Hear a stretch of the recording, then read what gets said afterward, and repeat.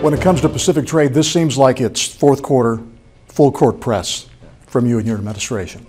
It's the right thing to do for the American economy and the American people, and certainly the right thing to do for Seattle and the state of Washington.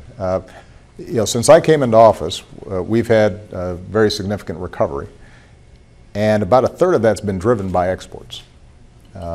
We know that not only does it create billions of dollars of business and millions of jobs depend on it, but what also is true is that typically wages for folks who work for exporting companies are about 18% higher than companies that just focus on the domestic market. So what we're arguing here is that globalization's here to stay. We've got to do everything we can to make sure that we are accessing other markets the same way that they're accessing ours, and that there's a level playing field on issues like labor standards and environmental standards, and that's what is reflected in this trade deal. Let me address that last issue.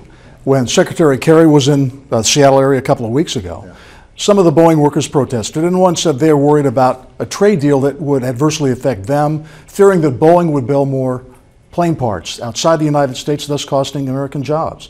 What assurances can you give that worker from Boeing and any other big manufacturing plant that their job will be assured and stay put? Well, let me just say this. Other than maybe the CEO of Boeing, I don't know anybody who's done more to sell Boeing planes around the world than me and this administration. We've been very active in promoting some of our outstanding manufacturers, and Boeing obviously is an iconic company.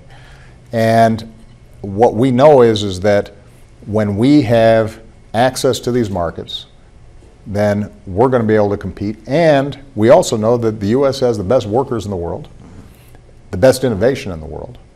And if Boeing was looking to relocate facilities, they would have already done so, because under existing rules, there's not much preventing them from doing so. Nothing in this agreement is going to induce other companies to move jobs. In fact, what it may do is bring some jobs back. I was at Nike, which, like a lot of footwear companies, manufactures overseas. And what they said is that, look, if this passes, we may bring 10,000 jobs back here to the United States, because a lot of the production's moving into high-end production as opposed to low-end. And we have more skilled workers here in the United States than we do in some of these other places.